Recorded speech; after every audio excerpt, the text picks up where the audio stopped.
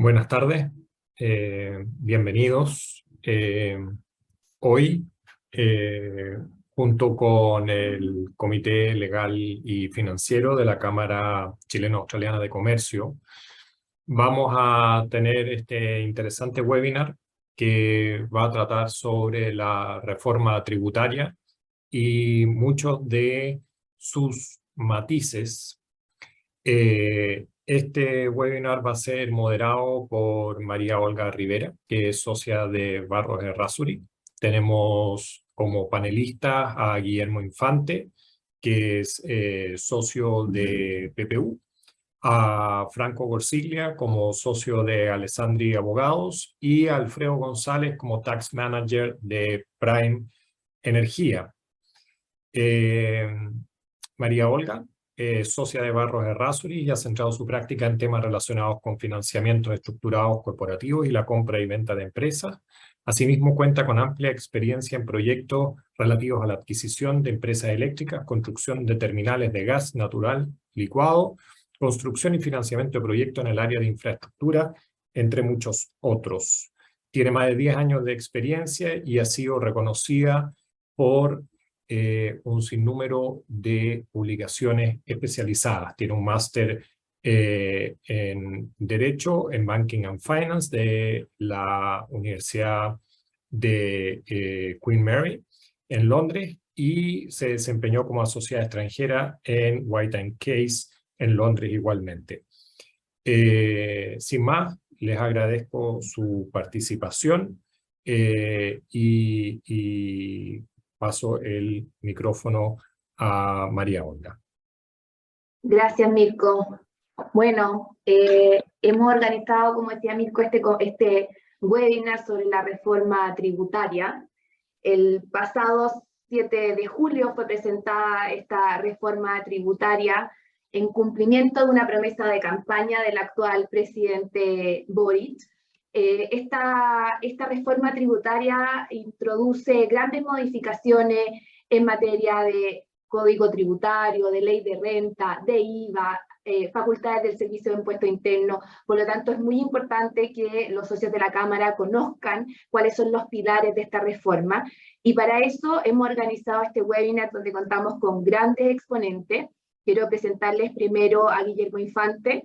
Él es socio de PPU, es abogado de la Pontificia Universidad Católica y tiene un magíster en tributación en Georgetown y otro en la Universidad de Chile. También nos va a acompañar hoy día Franco Gorsiglia, que es socio de Alessandri Abogados. Él también es abogado de la Pontificia Universidad Católica y tiene un magíster en Dirección y Gestión Tributaria de la Universidad Adolfo Ibáñez, ambos con años de experiencia y vasta experiencia en asesoría tributaria. Y nos acompaña también Alfredo González, Tax Manager de Prime Energía. Alfredo es contador público y auditor de la Universidad Tecnológica Metropolitana y tiene un magíster en tributación de la Universidad de Chile. Bueno, como primer tema, Guillermo, te quiero dar la bienvenida. Guillermo nos va a hablar de un tema central de la reforma, que es la utilidad de la empresa, un cambio total. Guillermo, todo tuyo, la pantalla y el micrófono. Gracias, María Olga. A ver, antes de poner mi presentación, algunos comentarios iniciales. Primero, agradecer a nuestros anfitriones por esta oportunidad de conversar estos temas y quizás entrar un poco más en la área chica de lo que hemos estado viendo en la prensa en el último tiempo respecto a la reforma tributaria. Y lo otro es que si los que han estado siguiendo en la prensa toda esta discusión de la reforma tributaria ya se habrán enterado de que el gobierno anunció hoy día que el 15 de septiembre va a entrar con indicaciones para reformar la reforma. Ha recibido tal nivel de crítica a esta reforma tributaria, tanto desde el punto de vista de políticas públicas, que uno podría estar de acuerdo o en desacuerdo, porque son posiciones más políticas, pero también ha recibido muchas críticas desde el punto de vista técnico. Hay normas que no se entienden, normas que no funcionan bien, quizás un poco por lo ambiciosa de la reforma, que intentó abarcar demasiados temas, y no sé, no tengo claro si es que se midieron los efectos colaterales de eso o cómo juega la reforma con otras normas tributarias o no tributarias. Pero dicho eso, analicemos lo que tenemos, qué es lo que nos ha dejado el gobierno dentro de esta reforma. Yo me voy a hacer cargo de, como decía María Olga, del tema, el tronco de la reforma, que es la modificación del sistema tributario a las rentas empresariales, a las utilidades de las empresas. Este es un sistema tributario que nosotros tenemos cambios más, cambios menos. El sistema tributario que tenemos hoy día para las rentas de las empresas viene del año 83. Así que estamos hablando de algo que ya lleva casi 40 años funcionando, y el único cambio sustantivo que se le había hecho entre medio era el sistema parcialmente integrado del segundo gobierno de la presidenta Bachelet, este sistema que nos hace tener como un crédito parcial por el impuesto de primera categoría. Y ahora el gobierno nos cambia de eje y nos propone un sistema que es muy usual internacionalmente, pero que es totalmente distinto a lo que hemos tenido en los últimos 40 años, que es el sistema desintegrado. Lo vamos a ver con ejemplos numéricos. Yo creo que si bien estos temas, a pesar de mi desformación como abogado, se entienden mejor con un número. Pero conceptualmente, lo que nuestro sistema tributario actual y el que tenemos desde los años 80 está pensado sobre la base de que quien paga de verdad los impuestos, quien los debe sufrir es el dueño final, ya sea la persona natural que vive en Chile, nosotros, o los extranjeros. Y todos los impuestos que se pagan a nivel de la empresa son un escalón para ir construyendo esa carga tributaria total. Entonces así pasa que, por ejemplo, para algunos contribuyentes el impuesto de primera categoría, el que paga la empresa por sus rentas propias, es después un crédito contra el impuesto adicional. Es decir, la carga tributaria total de una renta se compone entre lo que se pagó a nivel de la empresa y lo que pagó la persona natural. Y ambas se engarzan. Así, si la empresa no pagó, toda la carga tributaria se va a aplicar a nivel de la persona natural o del no residente. Ese eje cambia totalmente. Ahora nos estamos yendo hacia un eje en que la tributación a nivel de empresa y la tributación a nivel de personas son dos impuestos distintos que corren separados y tienen muy pocas interacciones. Los problemas que tiene un cambio tan dramático como este es que este sistema tributario nuevo tiene que entrar a jugar con cambios en normas para las pymes, normas de crédito, los convenios de doble tributación, y ha sido una complicación para el gobierno. Entonces, una reforma tributaria que cuando se planteó y en el mensaje dice, busca simplificar, por todas estas limitaciones de nuestra historia, no puede simplificar y no va a poder nunca simplificar. ¿Y por qué nunca? Porque Chile hoy día tiene, ya ni sé cuántos son, pero 20 convenios de doble tributación. Y respecto a esos 20 convenios, si la reforma tributaria se aplicara sin limitaciones, habría que o denunciar esos convenios o renegociarlos, o simplemente a la gente de esos países no se le aplicaría la reforma tributaria y terminarían pagando menos impuestos. Entonces, para evitar ese problema, el gobierno tuvo que generar un sistema distinto para los contribuyentes que son de países con convenio. Sin ir más lejos, Australia. Y así varios países más. Y adicionalmente, el sistema que se está proponiendo es un sistema que recoge mal la justicia tributaria para los contribuyentes chicos. Entonces tuvo que mantener el sistema PYME, con modificaciones que han sido bastante criticadas, pero tuvo que mantener el sistema PYME para las empresas más pequeñas. Aún así, tiene problemas de justicia tributaria este sistema desintegrado. Veamos un poco qué es lo que está ocurriendo, ¿ya? Y aquí tengo los números del sistema actual. ¿Qué es lo que está ocurriendo hoy día para un contribuyente de un país sin convenio? Vamos a ponerlo, elijamos un país grande sin convenio, Alemania. La empresa chilena, todos la conocemos, paga impuesto de primera categoría con tasa del 27%. Entonces, de una utilidad teórica inicial de 100, paga 27% y tiene un neto distribuible después de impuestos 73.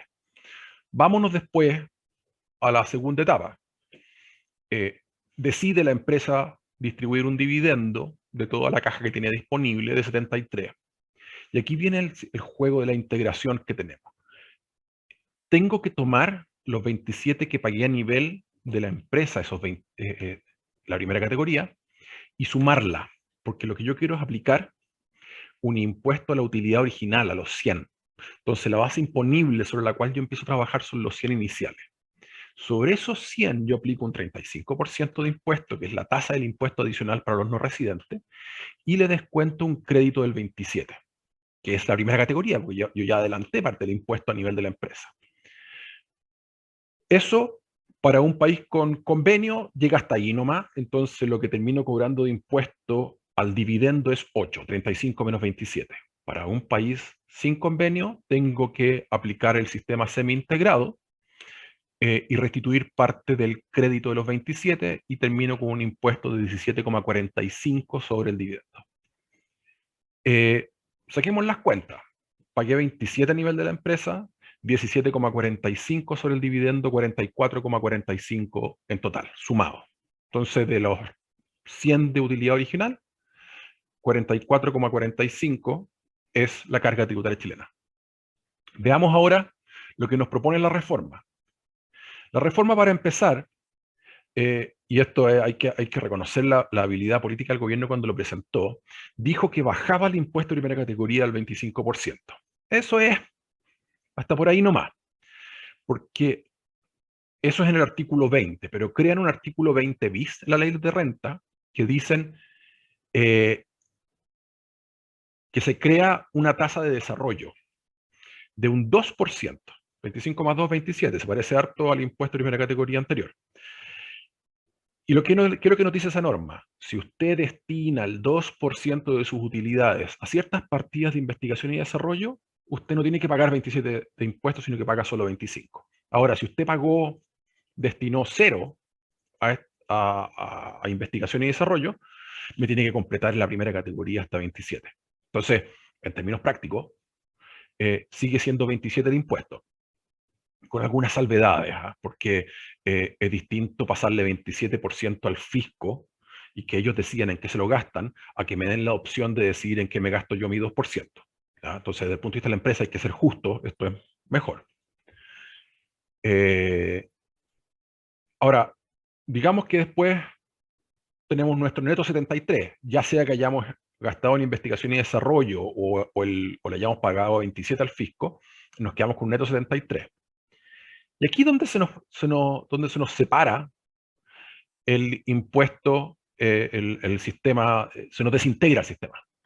Porque es lo que nos dice nuestro cálculo anterior era bastante complejo. Súmeme el crédito para calcular la base imponible de 100, 35 menos el crédito. Aquí se simplificó. Nada, olvidémonos. Usted va a distribuir 73, impuesto del 22%. Y listo.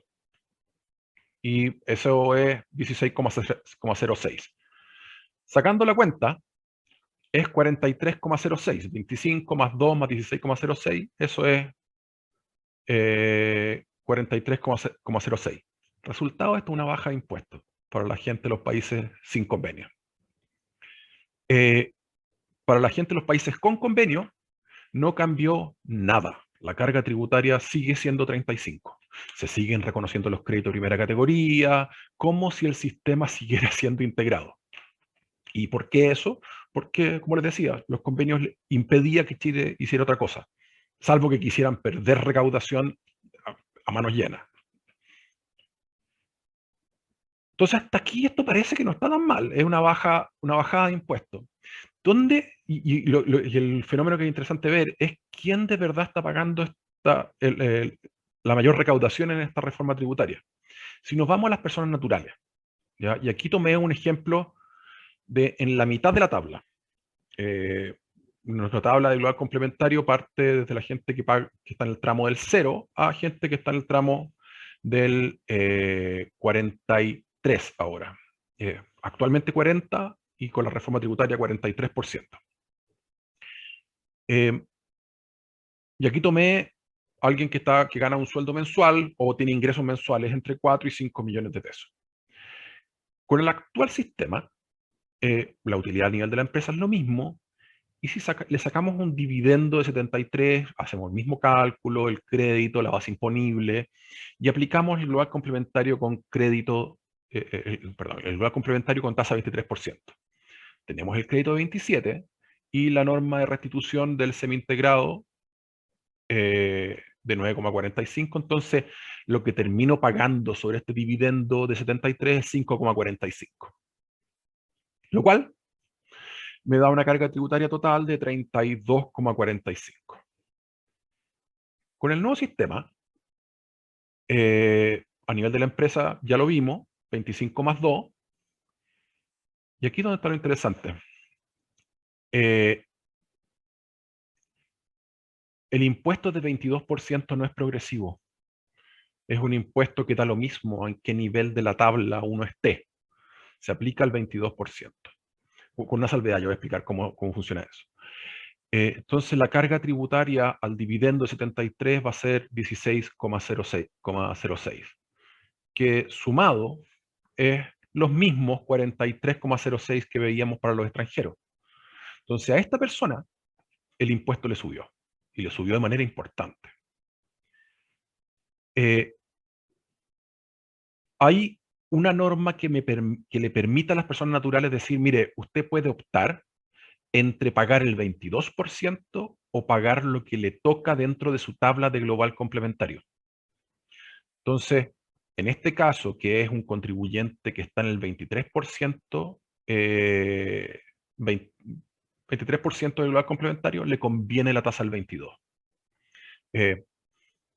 Al comparar con el sistema nuevo, con el sistema antiguo con crédito, obviamente le convenía más eso, pero hoy día que va a ser sin crédito, esto a uno le dicen, usted puede elegir o paga el 22 o me paga su global complementario sin crédito, con el nuevo sistema. Entonces aquí me conviene 22 en vez de 23. Pero si yo estoy con un contribuyente del tramo justo inferior, que es del 13,5%, a esa persona natural, que es alguien que gana entre 2,5 millones y 4 millones mensuales, a ese contribuyente le estamos diciendo, mire, usted puede elegir pagar sobre estos 73, 22% o 13,5. Obviamente va a elegir 13,5.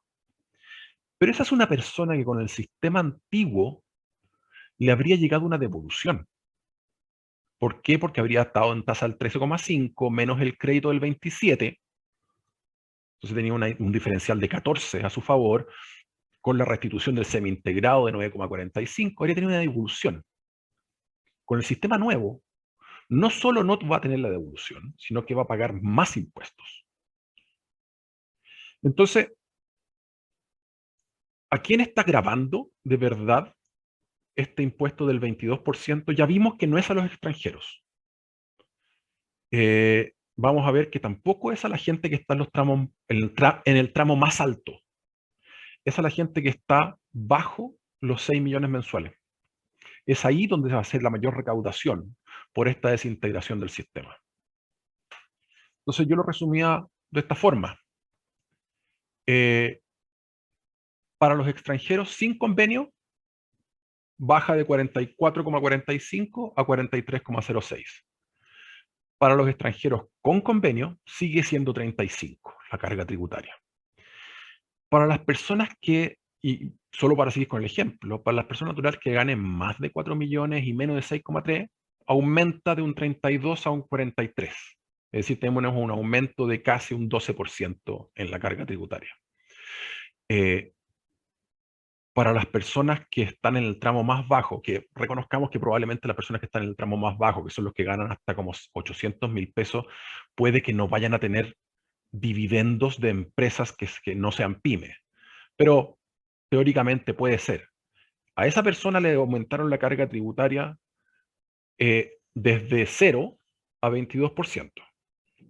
Perdón, de 0 a 27%, porque la primera categoría no se recupera.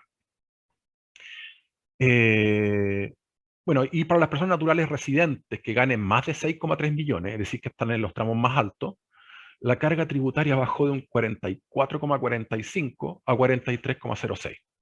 Nuevamente, donde está la recaudación de la desintegración es para la gente, personas naturales residentes que ganen menos de 6,3 millones mensuales.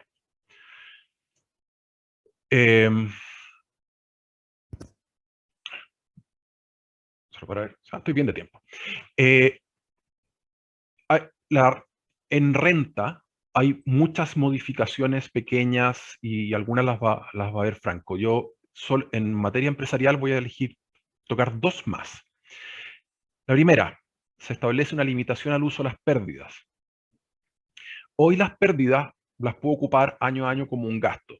Es decir, si yo tengo una sociedad que en los años anteriores haya perdido 1 millón de pesos, o 1000, como el ejemplo que tengo aquí en la presentación, y este año ganó 300, siguiendo el ejemplo, yo digo 300 menos 1000, sigo estando en negativo, entonces no tengo utilidad tributable.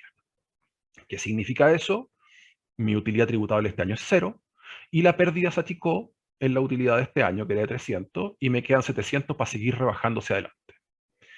La norma que propone la reforma dice, mire, usted no me puede ocupar las pérdidas al 100% todos los años. El gasto máximo que yo le voy a dejar rebajar como pérdida es el 50% de la renta del año. O sea, usted me calcula las utilidades del año sin considerar las pérdidas de los años anteriores, y el 50% de eso es lo que usted puede imputar contra pérdida.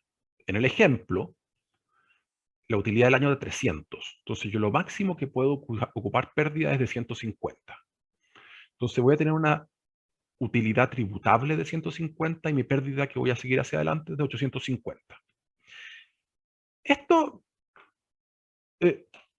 uno dice, bueno, ya, igual las voy a poder seguir ocupando, en teoría. ¿Qué pasa si tenemos un proyecto que es acotado? O sea, un negocio específico. Yo formé este negocio, un joint venture, una sociedad, para hacer un negocio. Y de esos negocios que tienen muchas pérdidas al principio y después empieza a generar utilidades hacia adelante.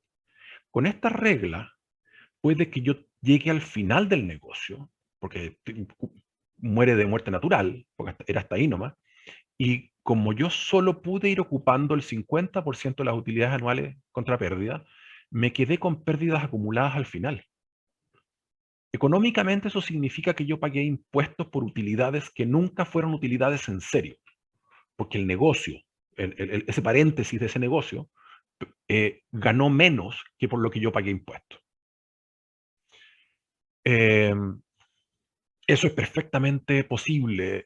Pensemos en los negocios de infraestructura que tienen una fecha determinada, etc. O un joint venture de servicio, que, oye, nos vamos a juntar en una asociación, 2, 3 compañías para prestar un servicio en una construcción. Y ese proyecto va a durar 3 años. Entonces perdimos plata y al tercer año nos pagaron. ¿Qué pasó? Yo las pérdidas de los primeros 2 años las puedo ocupar solo contra el 50% de las utilidades del final. Puede que no me dé y no pueda recuperar todas las pérdidas. Entonces ahí me genera una pequeña distorsión y hasta, me atrevo a decir, de injusticia tributaria. Lo otro es que me genera un incentivo a planificar los gastos, porque ya no me conviene acumular pérdidas. El ideal es que el gasto se ocupe contra ingresos del ejercicio, para no generarme una pérdida que me llevo hacia adelante que tiene un uso más ineficiente. Dicho sea de paso, el gobierno acaba de ofrecer una depreciación acelerada e incluso depreciación instantánea como medidas pro inversión. ¿De qué me sirve una depreciación instantánea si la pérdida que eso me va a generar al próximo año la voy a poder ocupar al 50%? Entonces es un beneficio que, claro, entre tenerlo y no tenerlo, mejor tenerlo, pero tampoco es un beneficio que genera tantos incentivos pro crecimiento como el gobierno pretende. Segundo tema, que esto ha hecho harto ruido. La lógica del el proyecto de la reforma establece un impuesto a las utilidades retenidas. No a las utilidades del ejercicio, las utilidades retenidas, las de los años anteriores. ¿Cuál es la lógica que hay? Y para ser justo con lo que el gobierno está pensando. El gobierno dice, miren, usted no me está pagando global complementario o impuesto adicional por las utilidades que la empresa obtuvo, porque usted libremente decide no pagar un dividendo. Como eso es una decisión de usted, contribuyente, ¿por qué tengo que asumir yo el costo financiero de no cobrar el impuesto adicional o no cobrar el impuesto global complementario? Así que le quiero cobrar una tasa de interés sobre ese impuesto que usted no me está pagando. Esa es la lógica, lo que estaban pensando.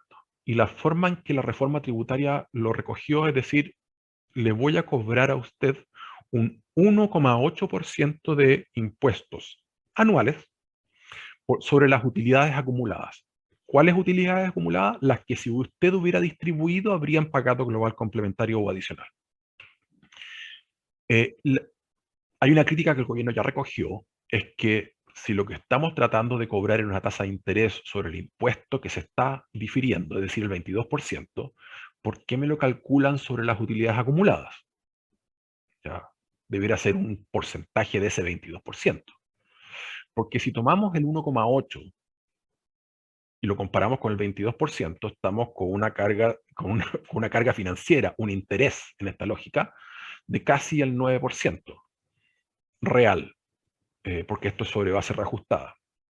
Entonces, incluso en el Chile de hoy puede ser una tasa bastante alta, es bastante alta. Entonces, ya anunció el gobierno que probablemente este impuesto le van a meter una indicación para indexarlo a los impuestos por pagar. Otra de las críticas que se ha hecho, que está recogida parcialmente en el proyecto, es que este impuesto desincentiva la reinversión, porque me está generando un incentivo a retirar y pagar el complementario. Yo tengo que calcular qué me conviene más, pagar el global complementario hoy día o estar pagando este 1,8, quién sabe por cuántos años más. Entonces, lo que el proyecto dice es que esto no afecta a las sociedades que sean de negocios activos, es decir, fierro, servicios, etcétera. Afecta a las sociedades de inversión, a los family office, a las sociedades que se dedican al negocio financiero e inmobiliarias, entendidos como inmobiliarias las que se dedican a arrendar inmuebles. Y esto está definido como sociedades que tengan 50% más de sus ingresos que sean, se afecta a sociedades que tengan 50% más de sus ingresos pasivos. A mí me complica un poco esta norma porque me está generando un incentivo a colapsar estructuras. Es decir, todas estas estructuras que teníamos una holding que recibía dividendo, que a veces incluso era la financiera del grupo, y distintos negocios operativos abajo. Esta holding por diseño es la que acumula utilidades y es la que reinvierte hacia los distintos negocios. Y esa estructuración no es por motivos tributarios, es por separación de riesgos, eficiencias, operatividad, etc.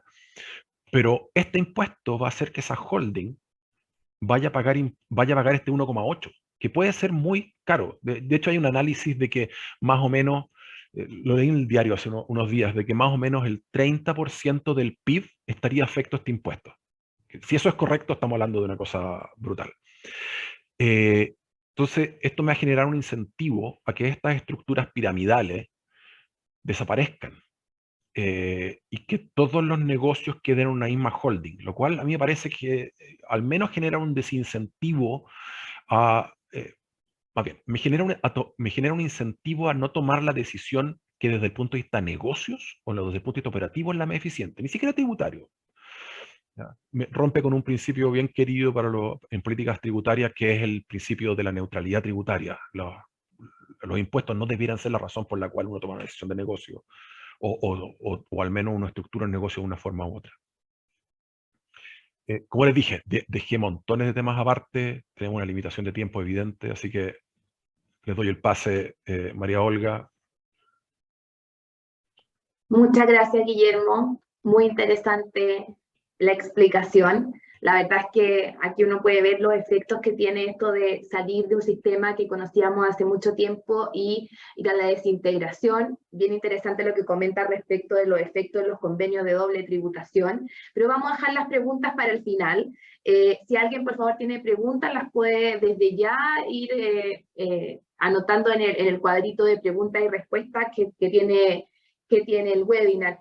Pero decíamos que la reforma tenía grandes objetivos de recaudación y tenía grandes objetivos de tener este nuevo pacto tributario, y para eso no solo cambió lo que mencionaba Guillermo, sino que introdujo una serie de otras modificaciones. De estos puntos críticos de la reforma, algunos de ellos nos va a hablar ahora Franco. Franco, todo tuya, la pantalla y el micrófono. Muchísimas gracias. A ver, déjame ver si estoy compartiendo aquí. A ver. ¿Todavía no? Ahí sí. Se parece. Ya. Perfecto.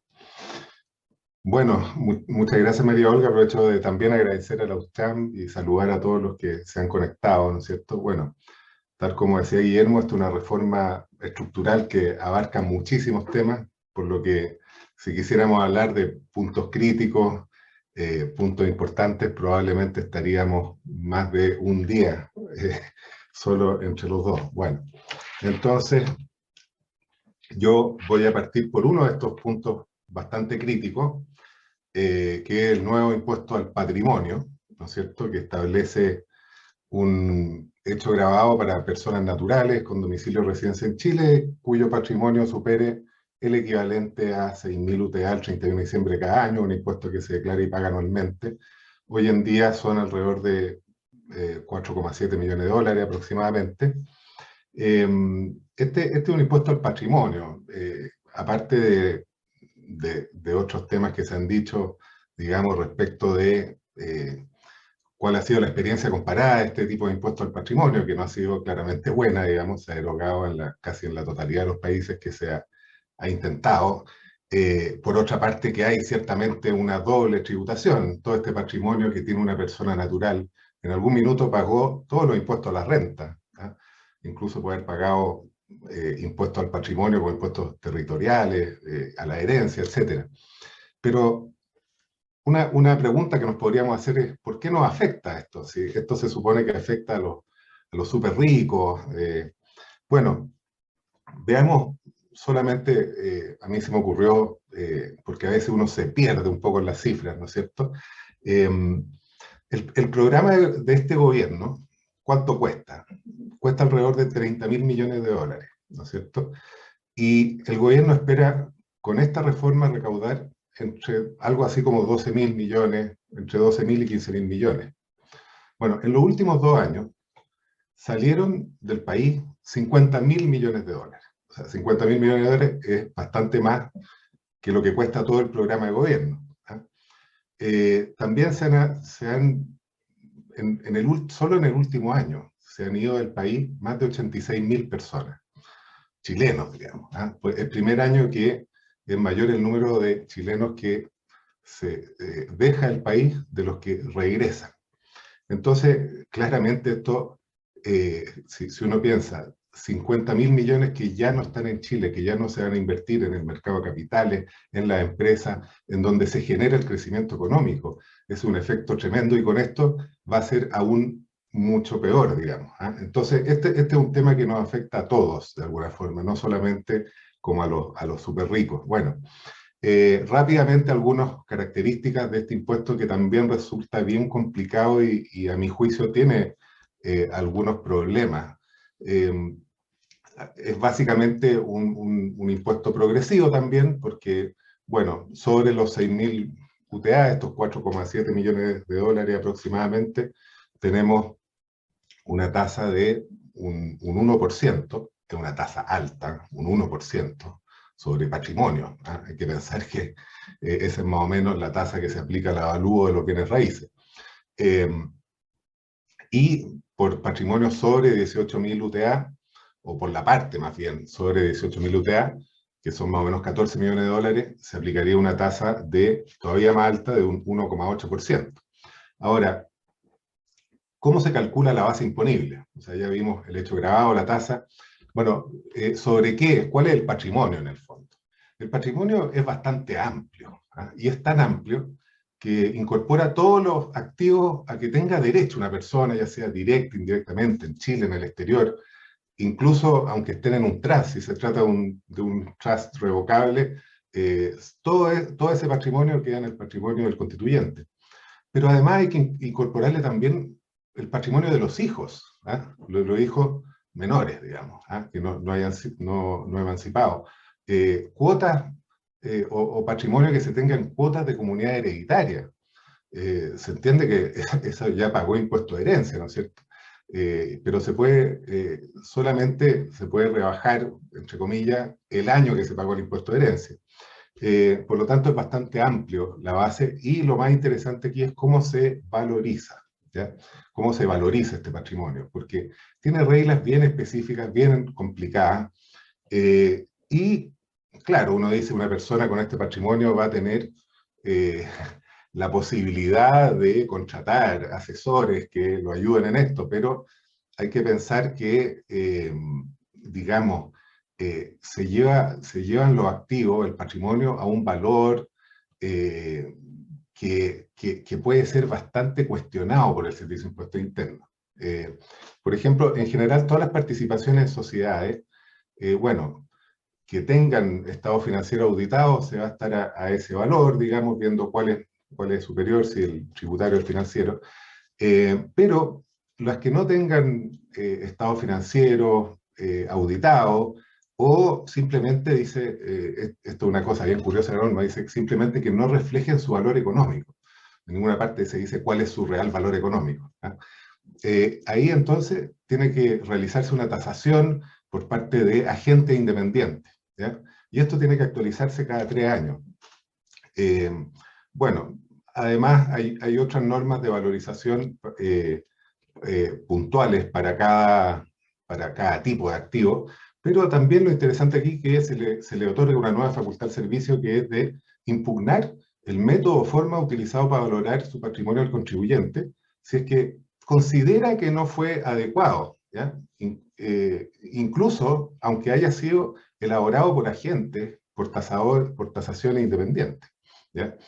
Y por otra parte, solo puede rebajar los pasivos, bueno, en la medida que se cumplan 2 requisitos copulativos, que esto también puede ser complicado, porque, bueno, que el acreedor no sea parte relacionada es plenamente razonable, pero que solo los pasivos que se hayan utilizado para financiar el patrimonio afecto, ¿ah? O sea, un poco se mete en la toma de decisiones. Yo, si ¿no es cierto?, tengo de repente el manejo de mi propio patrimonio puede ser tomar una deuda para realizar otra actividad, otras cosas para beneficiar, para entrar a lo mejor en algún negocio X, digamos, pero no, tiene que ser para lo que esté ya tasado y pagando impuestos dentro de mi patrimonio. Y aquí, bueno, esto solo lo puse, no con afán de, digamos, pero para demostrar que en la parte técnica aquí hay muchos errores en todo el proyecto. De hecho, en esta ley dice que esta liquidación que puede emitir el Servicio de Impuestos Internos cuando impugne los valores a los que el contribuyente tase su patrimonio, dice, podrá ser objeto de recursos de reposición administrativa ante los tribunales tributarios. Ante los tribunales tributarios se interponen recursos judiciales, no administrativos. La RAP se interpone ante el servicio, ¿no? Entonces eso realmente no se entiende. Y por último, dice que se puede, contra el impuesto al patrimonio que resulte año a año, se puede tener un crédito sobre otros impuestos al patrimonio que, digamos, ya están un par vigentes, como el impuesto territorial, incluyendo la sobretasa, el impuesto a los bienes de lujo, los autos caros, los yates, etc., y el impuesto a utilidades acumuladas, pero no se puede rebajar la totalidad del crédito, sino que solo un porcentaje que va en relación al porcentaje que estaría, o sea, se calcula, digamos, en función del monto afecto de acuerdo a la progresividad del impuesto. Voy un poco rápido para alcanzar a ver varios temas, ¿no? Y otro tema crítico que está en este mismo impuesto al patrimonio es este famoso exit tax, ¿no es cierto? que obviamente genera un grado de incertidumbre, un grado de, digamos, en general la gente de alto patrimonio no busca eludir, evadir, sino que busca seguridad, busca reglas del juego que no cambian todos los años. Y aquí, bueno, esto es uno de los temas que yo considero también más crítico y más discutible, no solamente desde el punto de vista jurídico, sino que hasta constitucional, el hecho de que para que el Servicio de Impuestos Internos me reconozca que yo he cambiado el domicilio, tengo que presentarle una petición administrativa, en circunstancias que es una situación de hecho, que más bien el Servicio de Impuestos Internos sería limitar a reconocer, ¿no es cierto? Bueno, junto con la posibilidad entonces de poder cambiar el domicilio, entonces yo tengo que presentar esta solicitud acompañando mi valorización del total de patrimonio y pagar un impuesto de salida, este famoso de un 5%, que es bastante brutal, ¿no es cierto? Y bueno, digamos que aquí hay bastantes temas de sanciones, aumentan los plazos de prescripción. Por ejemplo, cualquier retardo o omisión en la declaración de impuestos, multa de hasta 40%, que es bastante más alta que lo normal. Declaraciones maliciosamente falsas, bueno, eso puede asimilarse a lo que hoy día es el 97.4, en declaración de impuestos en general, pero un tema que yo considero por lo menos un poco crítico es que los plazos de prescripción de las acciones del fisco por este impuesto se van a suspender en caso que el contribuyente se ausente del país. Bueno, obviamente se entiende que si yo me ausento del país porque no quiero seguir pagando este impuesto, ¿no? Y por el tiempo que dure esta ausencia con un tope de 10 años, lo cual de alguna forma modifica los plazos generales también de prescripción. Bueno, otro de los puntos críticos, el tema, o criticados, si se quiere, ¿no es cierto? El tema del DFL2, que como ustedes habrán escuchado, básicamente lo que se hace es eliminar las exenciones que tenían, o las ventajas que tenían, que les da el decreto con fuerza de ley número 2 a las viviendas económicas, en el sentido que lo que se percibe por el arriendo de estos inmuebles es considerado un ingreso no renta, y eso deja de ser así, pasa a ser una renta gravada. Y al mismo tiempo se debe incluir el impuesto de herencia. Con esto prácticamente se elimina, por así decirlo, yo diría las pocas ventajas importantes, relevantes que le quedan al DFL. Tal vez hubiera sido más honesto derogarlo derechamente, ¿no? Y yo creo que esto va de la mano un poco de una visión que, en mi opinión personal, tiene un poco la reforma, que en el fondo un poco de prejuicios respecto a quién. Que los DFL2 se hace un mal uso de ellos, que hay DFL2 de gente que tiene altos patrimonios. Puede haber ocurrido, puede ocurrir. Obviamente eso se acotó bastante con las últimas modificaciones del DFL2, que permitían solamente una propiedad por RUT, pero en definitiva estamos privando o estamos eliminando un mecanismo que impulsó tremendamente el déficit de vivienda que se tenía durante muchos años y que hoy día también se está teniendo. Bueno, voy a ir un poco más rápido porque tengo muchas cosas.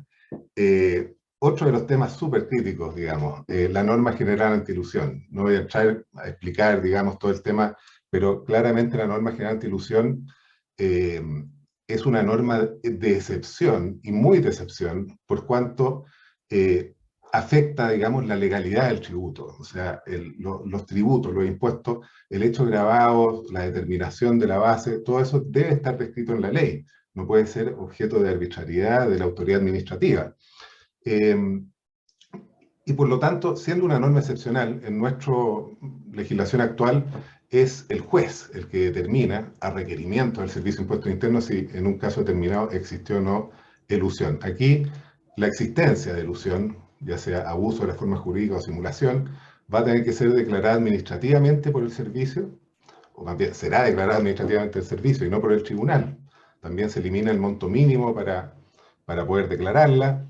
Se aumenta un poco también el tema de cómo se cuentan los plazos de prescripción, y se puede aplicar aún cuando existan normas antielusión especiales. Hay que destacar que la norma antielusión es una herramienta para recaudar un impuesto que ha sido objeto de algún tipo de abuso del derecho, simulación, fraude a la ley, pero no es propiamente un delito tributario, es una herramienta recaudatoria. Sin embargo, aquí se toma realmente como un ilícito, digamos, asimilable a lo que son infracciones directas, ¿eh? Se incorpora al efecto una multa al contribuyente bastante alta, 100% de los impuestos eludidos con tope de 250 UTA, que son alrededor de 200 millones de pesos, y los directores, gerentes se hacen responsables solidariamente. Bueno, hay algunas cosas que la voy a pasar muy rápido, que son algunos puntos dentro que se modifican en el Código Tributario y que le dan facultades al Servicio de Impuestos Internos bien preocupantes. Y digo bien preocupantes no porque yo no quiero que el Servicio de Impuestos Internos cumpla sus funciones, no pueda fiscalizar debidamente el cumplimiento tributario, sino que lo digo porque bueno, cuando uno lee, tal como decía Guillermo, cuando lee los principios y las bases que fundaron este proyecto de reforma, bueno, se anunciaba mayor simplicidad. No sé dónde está la mayor simplicidad. Ahora tenemos más regímenes, vamos a tener que volver a estudiar el artículo 14. También se estudiaban medidas pro inversión, pro crecimiento. Tampoco, no veo ninguna. Y se decía que se iba a combatir, y este es un foco muy importante, la evasión y la elusión tributaria. Yo hoy día, ¿dónde veo la evasión y la elusión tributaria? La veo principalmente en ventas clandestinas de madera, veo, ¿no es cierto?, muchas prestaciones de servicios no formalizadas. ¿Dónde está el foco? ¿Dónde debería estar el foco de la evasión? En los delitos tributarios, en la evasión propiamente tal. Por lo menos la experiencia es que nuestros clientes tratan, ¿no es cierto?, y quieren pagar impuestos, pero quieren reglas del juego, quieren cumplir lo que deben, quieren reglas del juego más o menos estables, seguras. Bueno, entonces, rápidamente, si bien hace poco, ¿no es cierto?, hubo una modificación legal que el saldo sobre ciertos montos tenía que ser informado por los bancos al Servicio de Impuestos Internos, todavía existía por lo menos el secreto bancario respecto de el resto de las personas naturales, etcétera. Bueno, hoy día Impuestos Internos puede requerirle al banco la información sujeta a secreto bancario y el banco va a estar obligado a dársela, no importa que yo me oponga, ¿ya? La única forma que el banco, digamos, no la va a entregar es que yo inicie un juicio ante un tribunal tributario aduanero y le lleve, ¿no es cierto?, el comprobante de que el tribunal digamos, me dio curso a este juicio, ¿ya? Bueno, otra modificación importante, tal vez un poco más técnica, pero el tema de la facultad de tasación. La facultad de tasación es de las facultades también excepcionales del servicio. Normalmente los impuestos se determinan en relación a lo que a lo que surge, ¿no es cierto?, de los contratos, de los documentos, de los números, ¿no? Bueno, aquí, de alguna forma, lo que me preocupa de las modificaciones de la facultad de tasación es que se busca pasarle un poco la pelota, como quien dice, al contribuyente, más que el servicio fundadamente deba, ¿no es cierto?, acreditar, digamos, o demostrar de que efectivamente aquí hubo un valor notoriamente inferior al de mercado al momento de realizar una enajenación. Otro tema que también son temas chicos tal vez, pero que a veces pasan colados en tanta norma. Normalmente todos ustedes a lo mejor conocen que tenemos, una vez que se hace inicio de actividades, la obligación de informarle al Servicio de Impuestos Internos todas las modificaciones. Si hay cambios en los socios, cambios en el capital, aumentos, disminuciones. Bueno, esta obligación, obviamente se le aumentan bastante las multas, especialmente a grandes contribuyentes, pero lo más preocupante es que, de acuerdo a la reforma, en la medida que yo no haya informado una modificación al servicio, no va a correr el plazo de prescripción. ¿Ah? O sea, el plazo de prescripción se va a entender renovado en la medida que yo no dé cumplimiento, a menos que pasen 10 años, ¿ya? Esto, la verdad que es un problema que en la práctica yo lo he visto muchas veces. A veces no es por mala fe, sino que es simplemente por problemas de gestión o porque el mismo servicio no quiere tomar nota de las modificaciones. Entonces, ese es un tema que yo creo que... lo mismo respecto del famoso registro de beneficiarios finales, que este registro nacional que va a llevar el Servicio de Impuestos Internos con respecto a las... Sí, es cierto que con respecto, como quien dice, las personas naturales que resultan beneficiarias de ciertas entidades, cualquier tipo de persona jurídica, fondo de inversión, esto obviamente significa una carga ¿para quién? Para todos nosotros. Parece que estamos pagando justos por pecadores. Yo no sé si sé que en otros países existe, sin embargo, esto tiene sentido cuando hay vehículos determinados. ¿Ah? La otra vez leí en algún medio, ¿no es cierto?, una economista que decía, bueno, con esto vamos a conocer quién está detrás de ciertas ONG y ciertas entidades religiosas. Yo dije, pero ¿qué? Pero si entidades fines de lucro no pueden tener beneficiarios finales. Entonces aquí hay un desconocimiento más o menos importante. Otro de esas cosas puntuales que nos preocupan. Normalmente cuando uno hace término de giro dice, bueno, aquí ya me quedo tranquilo, yo quiero que el Servicio de Impuestos Internos me revise y cerremos el capítulo. No, aquí le está agregando la posibilidad de impuestos internos de que aún cuando me haya aprobado el término de giro, después, si todavía están vigentes los plazos de prescripción, me pueda seguir revisando e iniciar. Lo mismo, también otra cosa muy puntual, en tesorería, hay un procedimiento de cobro ejecutivo de los tributos e impuestos morosos, ¿no es cierto? Bueno, aquí se permite expresamente que tesorería ejecute y recaude dinero y fondos de los contribuyentes morosos con la sola notificación del requerimiento de pago. ¿Ah? No importa si yo puse excepciones, y en la práctica, esta retención, o sea, yo estoy moroso, llega a tesorería, me dice, mire, usted tiene una deuda de no sé qué año, le voy a notificar y al mismo tiempo le voy a pedir al banco que me retenga de su cuenta corriente los fondos.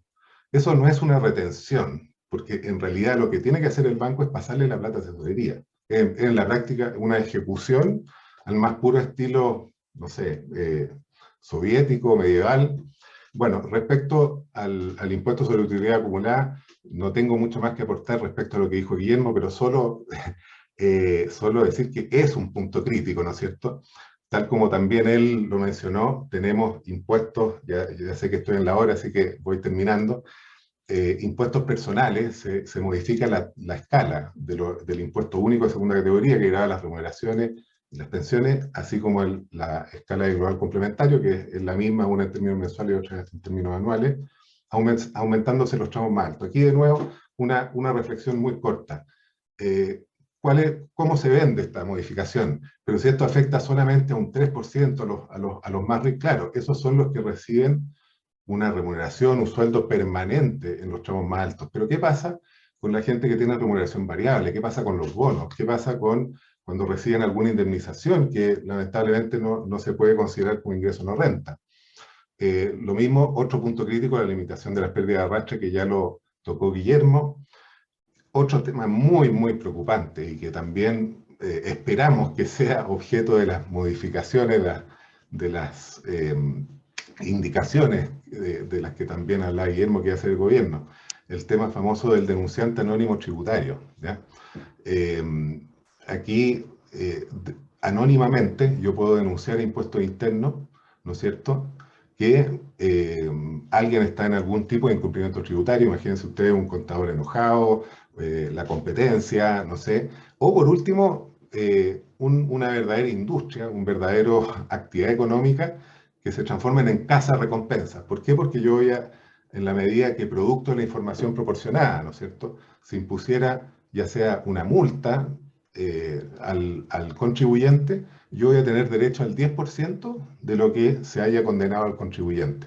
Bueno, eso es el Far West, digamos, y en materia tributaria creo que es muy, muy peligroso. Y por último, rápidamente, una mención al mercado de capitales.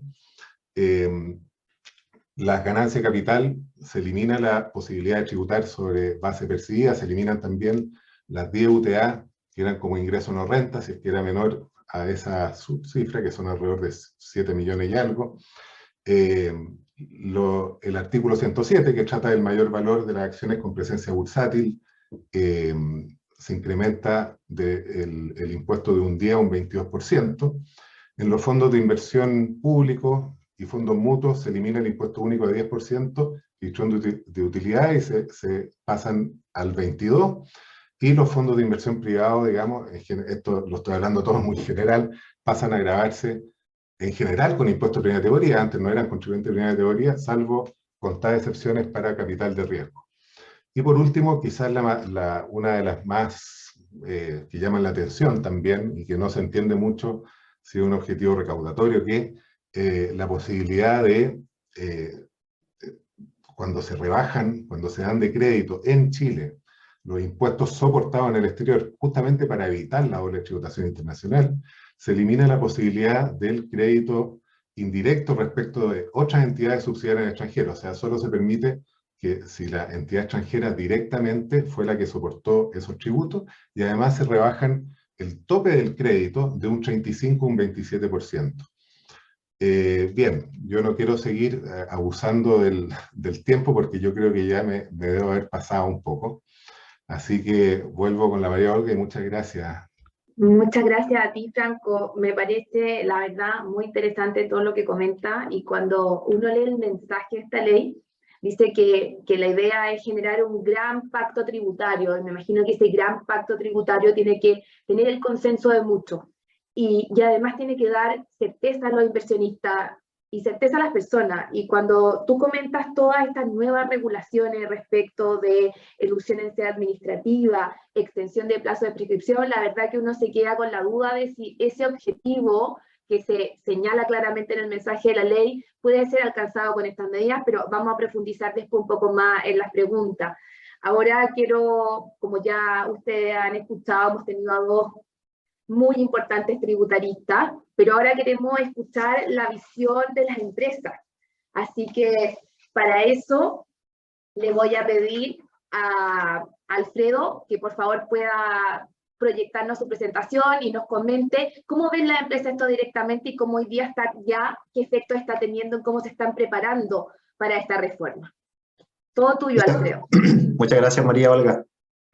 Básicamente, primero que todo, agradecer la invitación de AUCHAM. De verdad que es un honor poder estar conversando con cada uno de ustedes, y también con dos tremendos panelistas como Franco y Guillermo. Así que para mí, de verdad que muchas gracias por la invitación.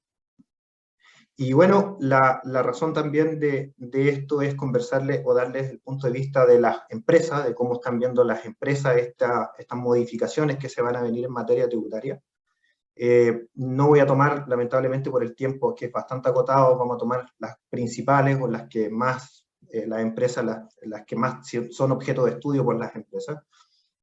Así que, bueno, la idea es empezar lo antes posible para que aprovechemos el escaso tiempo que tenemos. Y voy a pasar con la primera slide, así que tiro acá, ahí sí. Voy a pasar con la primera slide, que es básicamente contarles que el proceso de reforma tributaria fue bastante hermético.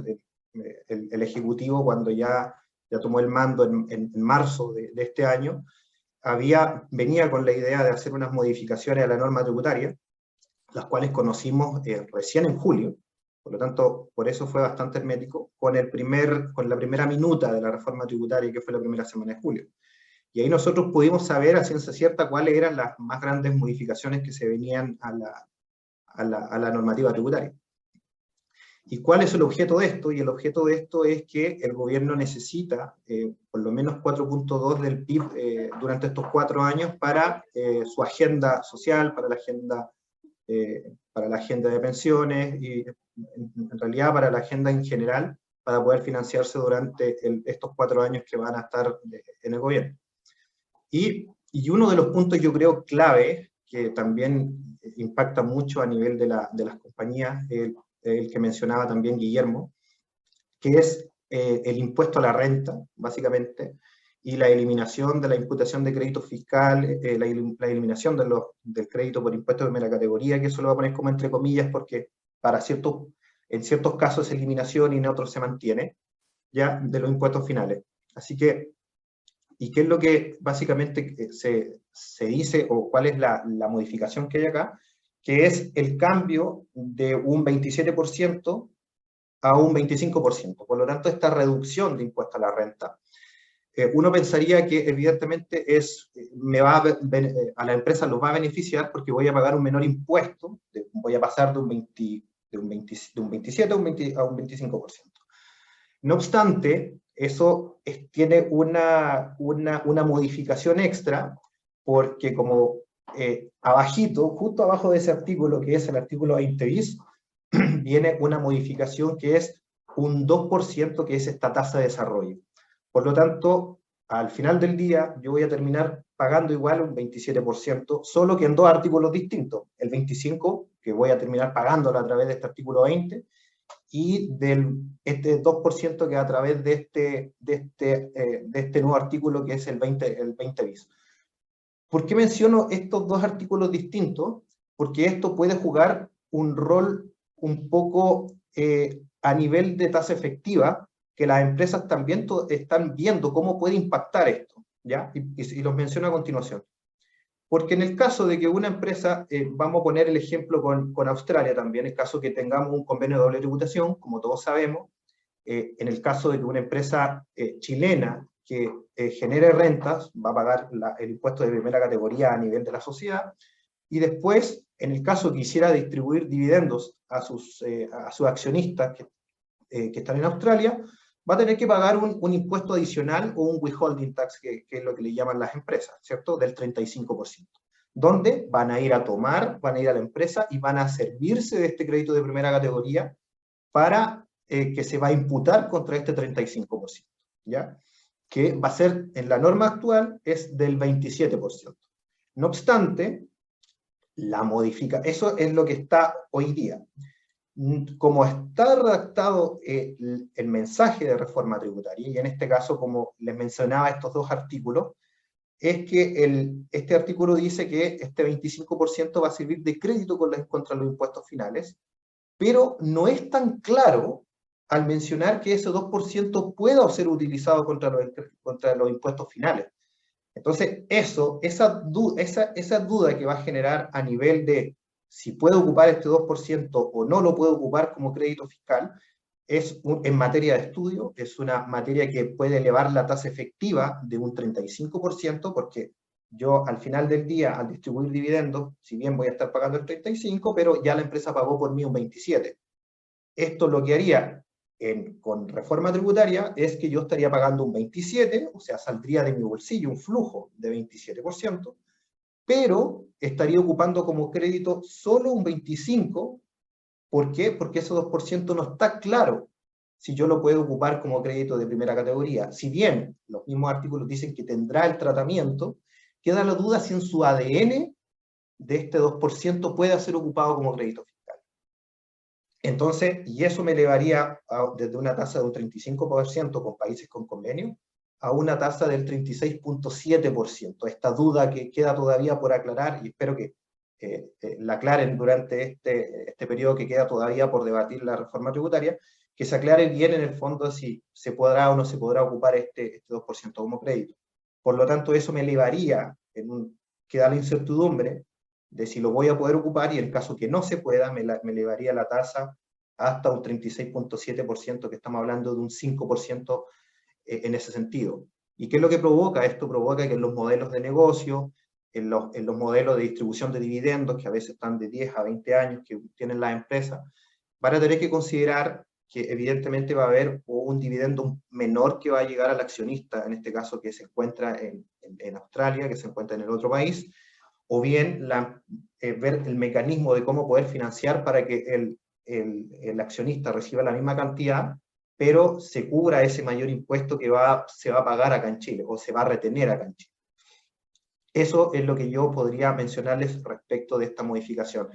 Y por otro lado, otra cosa importante, que es la parte de los créditos contra los impuestos finales. Y acá son modificaciones, yo creo que bastante importantes, en el sentido de que, como les mencionaba, ese va a ser el mecanismo. Por lo tanto, con países que no tienen convenio, básicamente, esto se elimina la imputación del crédito fiscal, por lo tanto se va Primero, a nivel de la empresa se va a imputar un 25% con este 2% de tasa extra de desarrollo, y después se va a imputar esa renta, descontada el impuesto, se va a imputar este 22% que es este nuevo impuesto este nuevo 22% que propone el mensaje de reforma tributaria.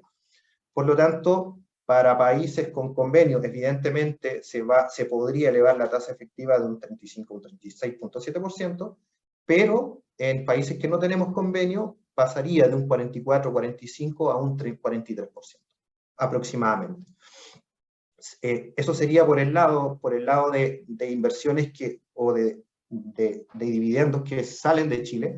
Y otra cosa que también es materia de estudio y que es bastante para consultarlo, para preguntarlo y estudiarlo, es el efecto que tiene al revés esto. ¿Qué pasa con las inversiones chilenas que están afuera? ¿Ya? Y acá es donde viene un cambio bastante importante, que es, como decía también Franco, que hay estudios que analizan esto un poco más en profundidad y ven los reales efectos que podría tener a nivel de flujo caja, que es cuando yo evidentemente traigo, la empresa chilena invierte afuera y después trae esas utilidades hacia Chile. En ese sentido, la norma actual dice que usted va a tener un crédito contra esos impuestos, ¿ya? Usted va a tener que tomar esa renta de fuente extranjera, va a tener que embrutecerla, considerando los impuestos que pagó hacia afuera, y usted la va a gravar con ese 27% de impuestos, o con el impuesto de primera categoría, ¿no es cierto? Entonces, después cuando eso suceda, usted tiene que imputar esos créditos finales, que va a ser el impuesto de primera categoría que pagaron esas rentas.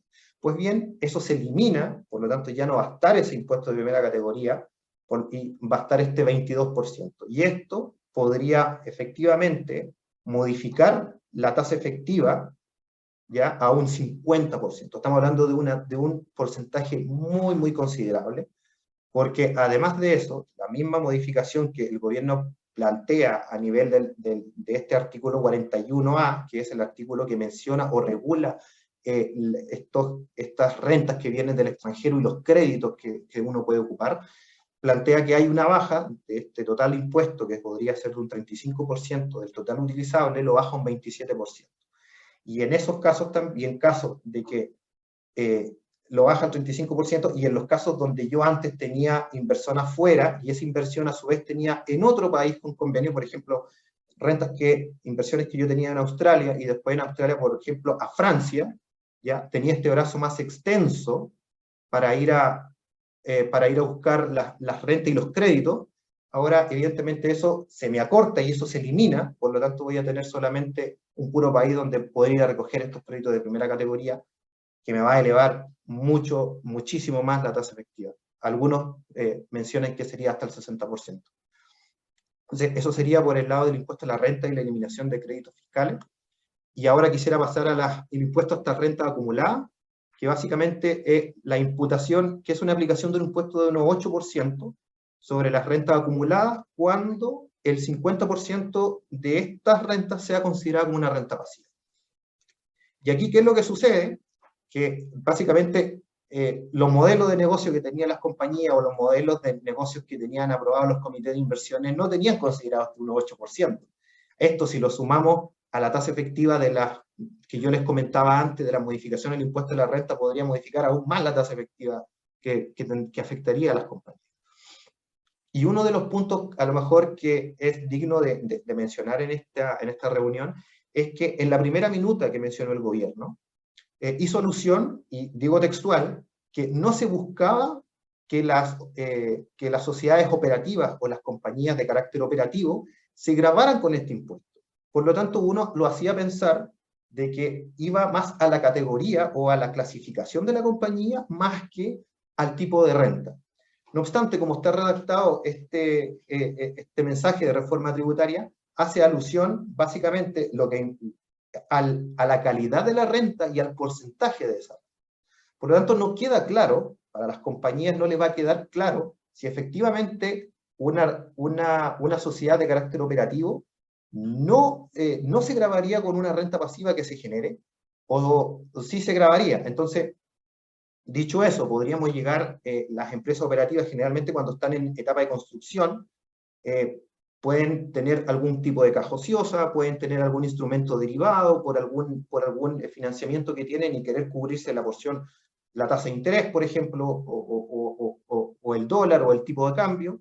Entonces, eso les podría provocar un ingreso que tienen que reconocer de manera esporádica, que podría calificar fácilmente como una renta pasiva, y grabarse con este 1,8%. Y ahí usted me podría decir, pero Alfredo, en ese sentido las empresas que están en etapa de construcción tienen bastantes pérdidas como para cubrir este ingreso ocasional que se podría generar por renta pasiva, y no generaría este 1,8%.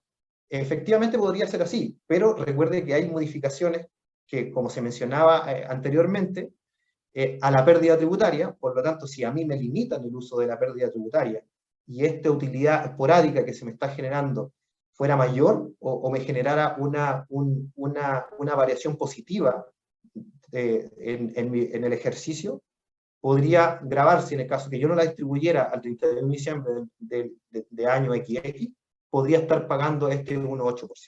Entonces, son materias que yo creo que hay que ir, que el Ejecutivo va a tener que ir viendo, va a tener que ir un poco aclarando, sería lo ideal, porque las empresas tienen esas dudas. Yo lo he conversado con colegas, lo he conversado con otras sociedades, con otros tributaristas, que les genera esa duda esta redacción de cómo está hecho este impuesto a las utilidades retenidas.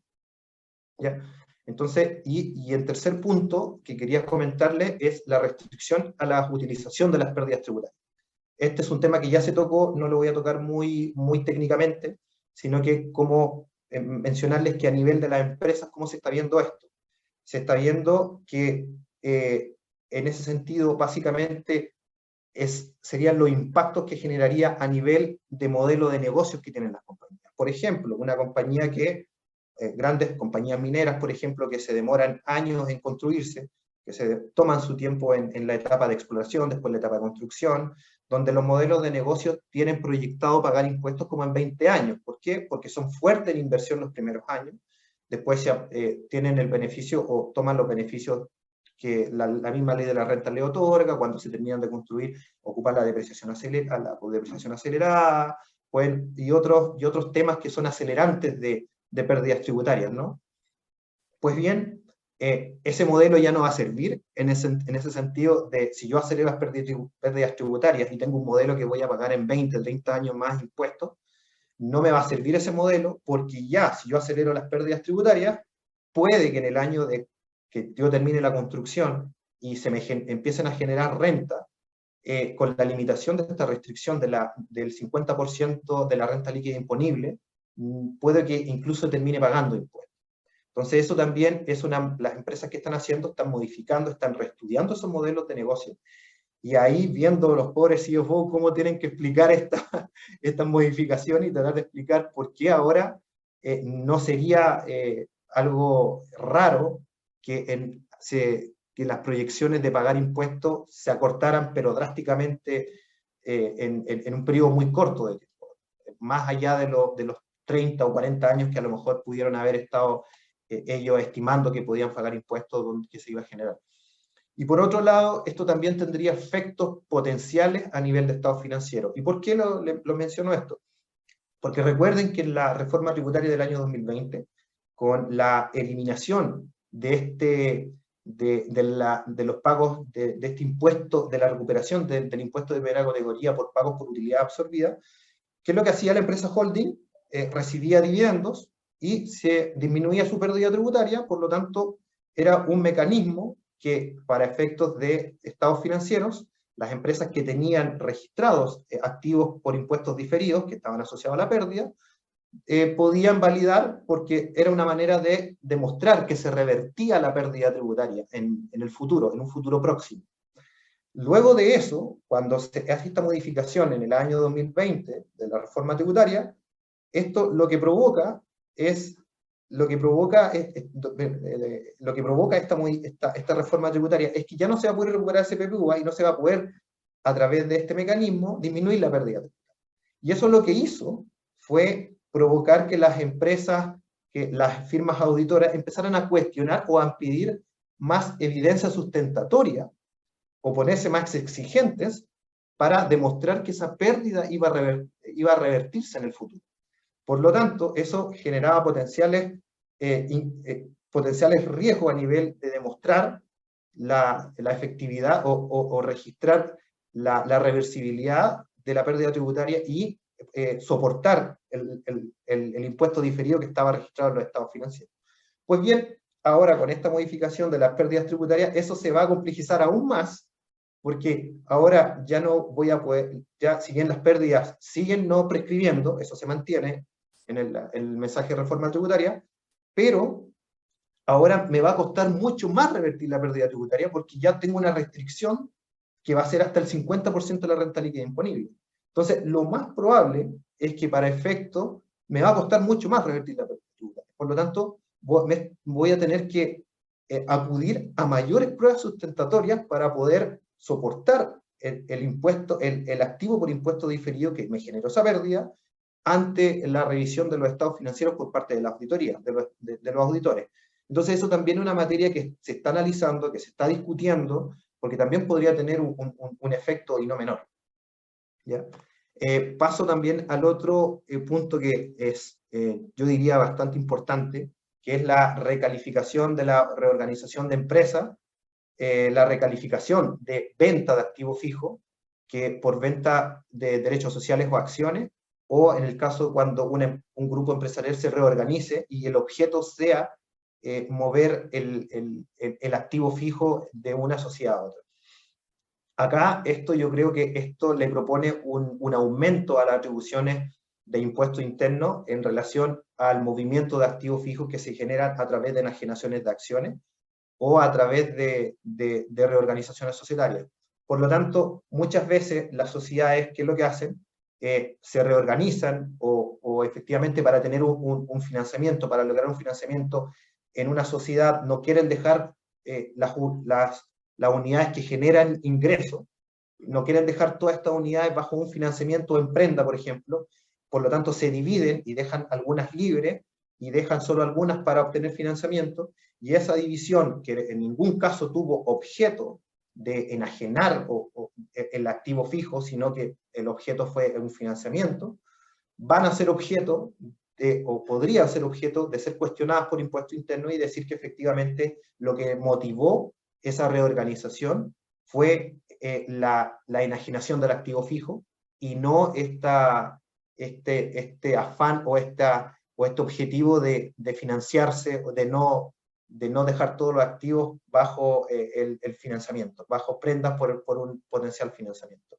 Entonces yo creo que acá, en este sentido, sería mucho mejor, o sería lo ideal, que el gobierno también aclarara un poco de cuándo se podría calificar, cuándo no, porque la redacción de verdad hace que uno, además de cuando tenga por objetivos económicos, porque yo quiero optimizar mi línea de negocio, porque yo quiero financiarme, o porque tenga un asiento de razones que no tienen que ver con el activo fijo y quiera reorganizarme, o quiera enajenar acciones dentro de mi grupo empresarial, que no tienen, que el último objeto o en el último escalón está siquiera la importancia del activo fijo, que esté esta posibilidad de que impuesto interno vaya al último escalón de importancia que yo le tenía de enajenar este activo fijo y lo ponga de los primeros.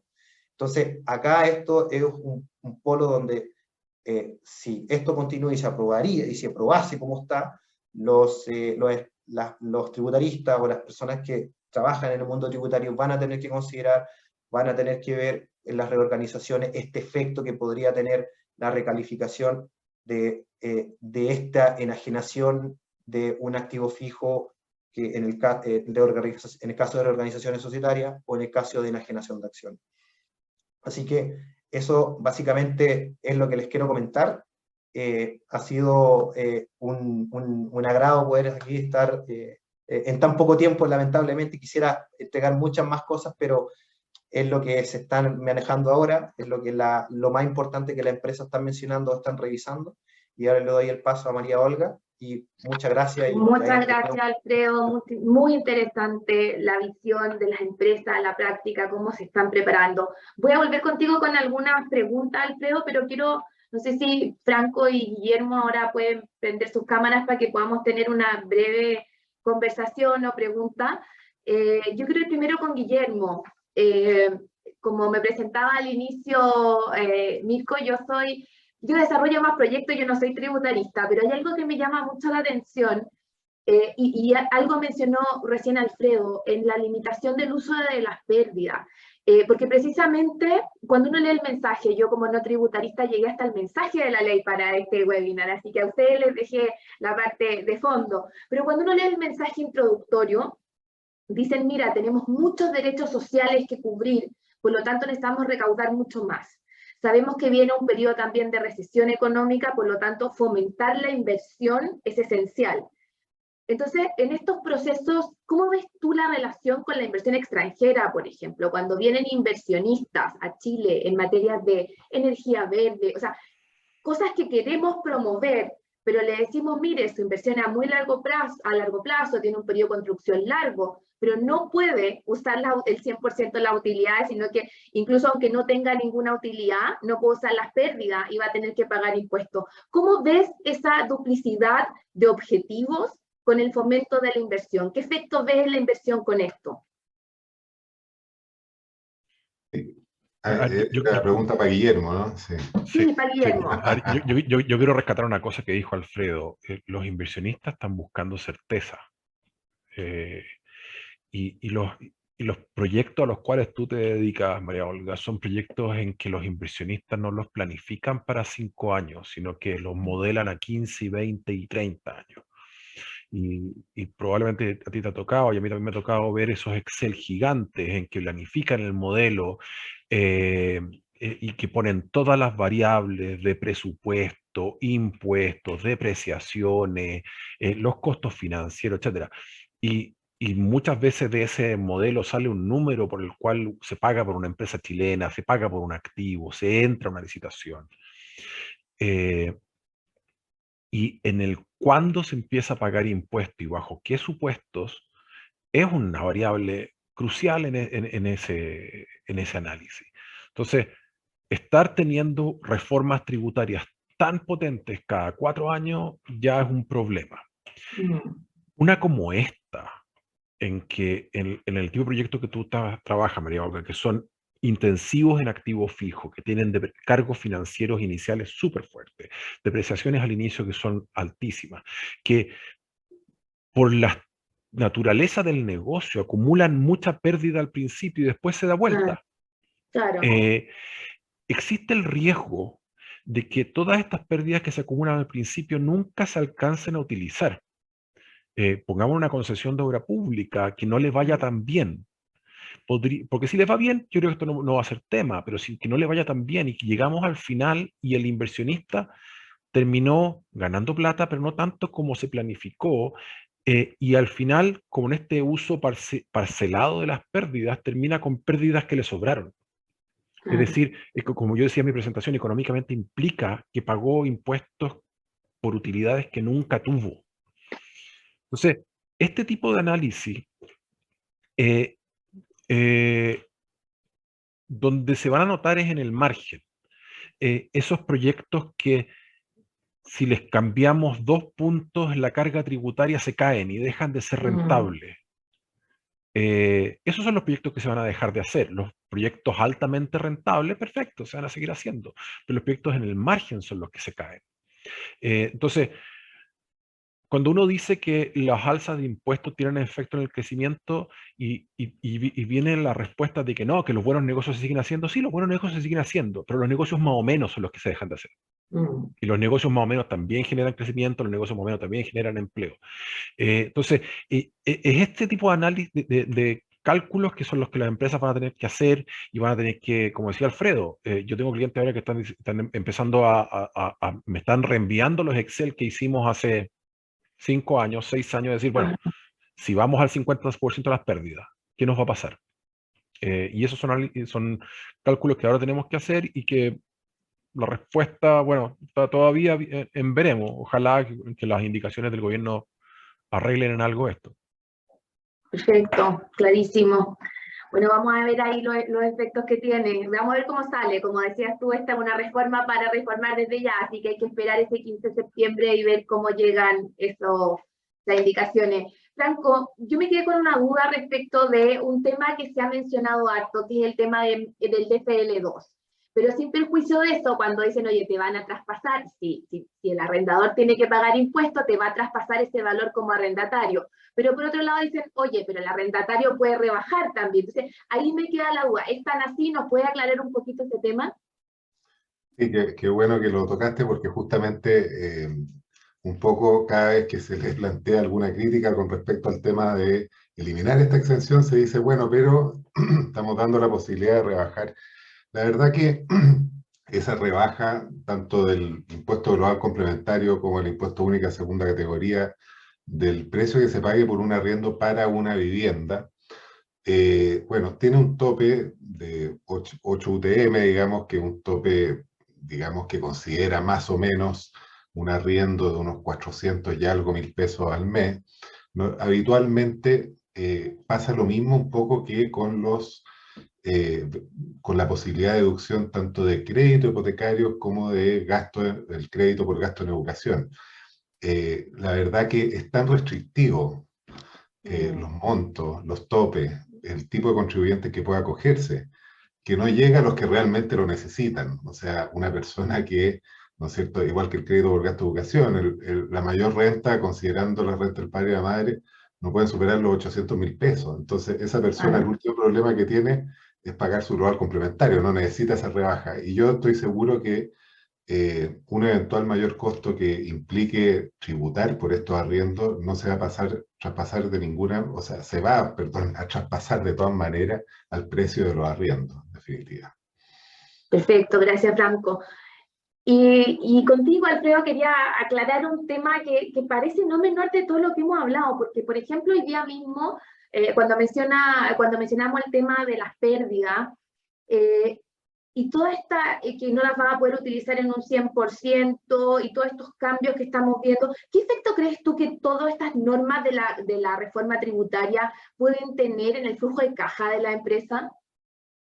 Por supuesto, es como bien decía Guillermo, muchas empresas se generan, o muchas empresas estudian su modelo de inversión, lo hacen a través de modelos.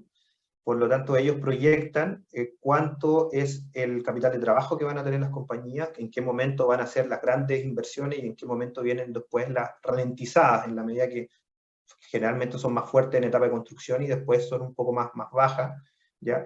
Entonces, en ese sentido, los impactos de flujo de caja que nosotros teníamos considerado en una proyección un poco más extensa, ya como sector como la sociedad en general, digamos, van a tener que reestudiar eso, porque existe, en el caso de las pérdidas tributarias, la potencial anticipo del pago de impuestos. Y es ahí, yo creo, como bien decía Guillermo también, que vamos a tener que ver si los beneficios de la depreciación acelerada o los beneficios de los gastos de organización y puesta en marcha, por ejemplo, tomarlo todo en uno, entonces todo en un periodo, si van a ser al fin del día un beneficio o no.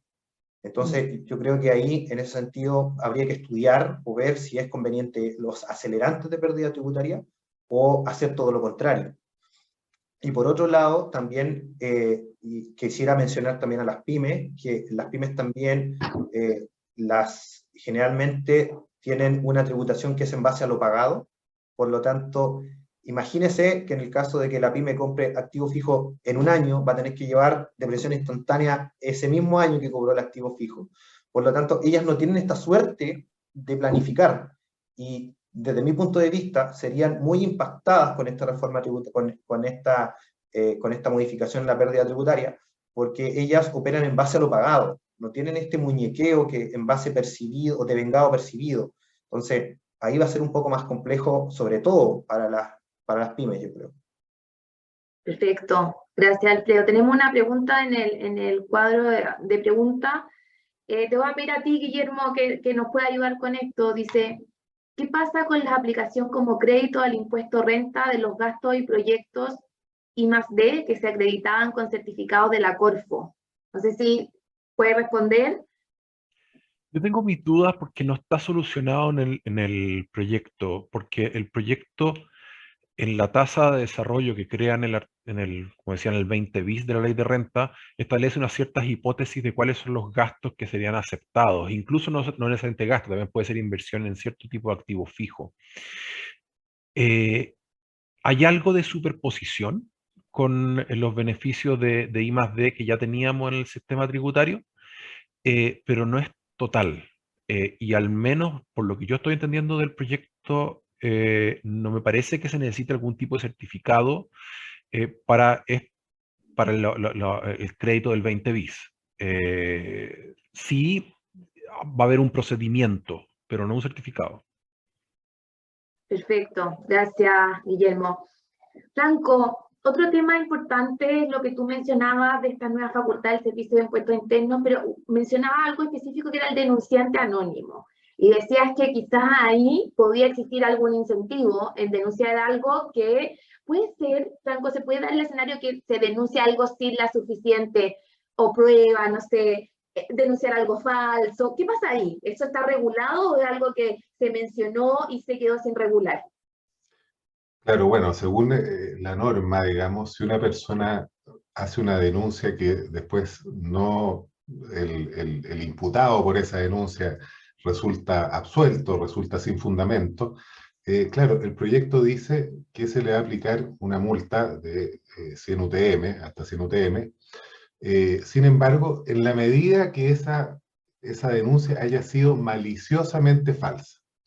Entonces, ahí hay un problema, porque el maliciosamente falso implica un grado de dolo que se debe acreditar para poder aplicarle esa multa y que no es menor. La persona No puede menor. decir, bueno, me equivoqué, pensé que era otra persona, es que a mí me llegó la información por WhatsApp, puede decir cualquier cosa.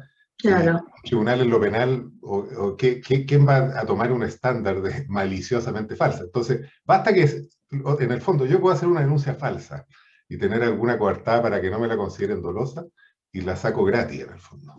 Claro, claro, perfecto. Bueno, estamos dentro del tiempo que acordamos. Yo le quiero agradecer a todos nuestros panelistas, a Guillermo, a Franco y a Alfredo, por su tiempo, por sus claras exposiciones y por darnos esta visión general de todas las reformas que hoy día están consideradas en esta reforma tributaria, a las distintas leyes y temas que modifican. La verdad es que nos vamos a tener que poner todos muy al día en estos temas. Muy interesantes las presentaciones, así que en nombre de la Cámara Australiana y además en nombre del Comité Legal y Financiero les quiero dar las gracias a los tres por haber participado hoy día y a todas las personas que nos estuvieron escuchando como Comité Legal y Financiero. Vamos a seguir trabajando en poder llevar la información a nuestros socios, la información relevante de las reformas que hoy día se están presentando. Hemos hablado harto tiempo de nueva constitución, el plebiscito ya se acerca, así que consideramos que era un tiempo para dejar de hablar de eso porque ya está bastante todo dicho, así que vamos a retomar con estos webinars muy interesantes, con estos interesantes además panelistas. Así que muchas gracias a todos y nos vemos en una próxima webinar, un próximo tema. Que estén muy bien. Adiós.